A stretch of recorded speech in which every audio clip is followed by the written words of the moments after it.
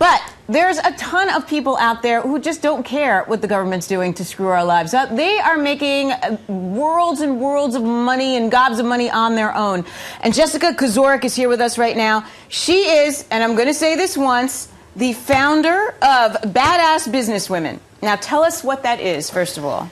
Badass Businesswomen is a place for, business is so stressful, and especially for small business owners where the economy and all this stuff in it, and getting clients, and it leaves people so overwhelmed and exhausted. Being a badass is all about having fun in business and coming together with other people who want to have fun and grow and really be themselves in the business environment. Have you seen a lot of women step up during this economic downturn and say, look, I lost my job, I've been dying to do this, let's just do it? Yeah, well, they've been forced to in a lot of capacities.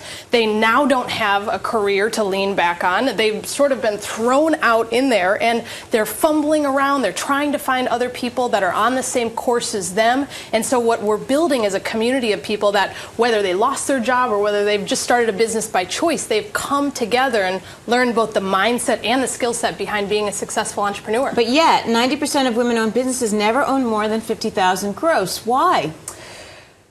There's a lot of speculation about that. One of the reasons, and in fact, I'm just working on and releasing a brand new special report, and you can get it at raisemyprices.com. I was going to ask you about that website. Okay, that's also yours too.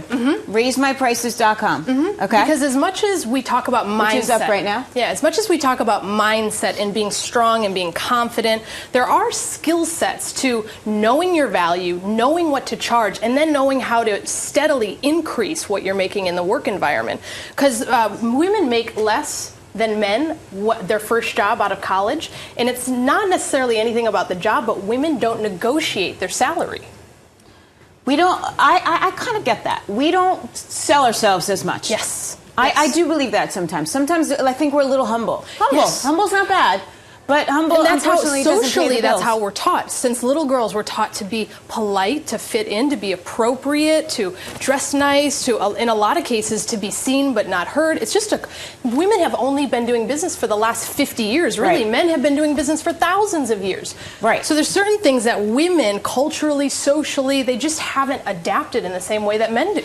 And to your point, we don't have as many role models. Yes. I mean, I was fortunate. I was raised by a single mother who worked. But many of my friends had stay-at-home moms. Yeah. So for them to go to their mothers now for advice, they can't. Yes. So it's really tough for our generation to get out there and, knock on the boardroom, the C-suite door and say, I need more money. Yes, and it's all about, too, I like mentoring. One of my mentors is Nell Merlino from Count Me In. She's here all the time. I know, I love Nell. We love Nell. We love Nell.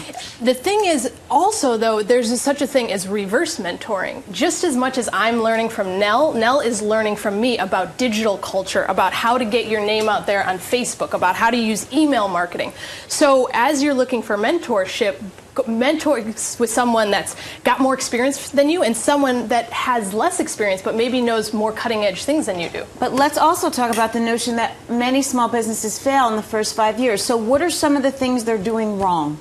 Some of the things they're doing wrong is they're undercharging. Okay. And that's one of the killer things is they don't have the right business model.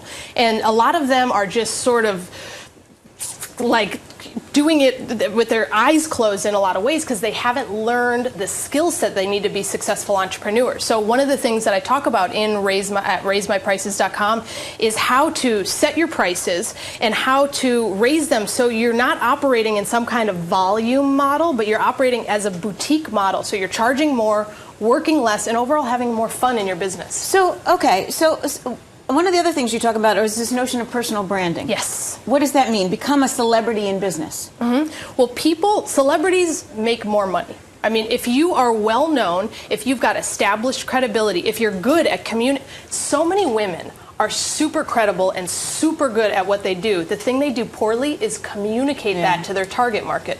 So you may have been on news stations, you may have all these accreditations, you may have worked with the best clients, but unless you put that stuff forward and to a certain degree brag about yourself, you have to.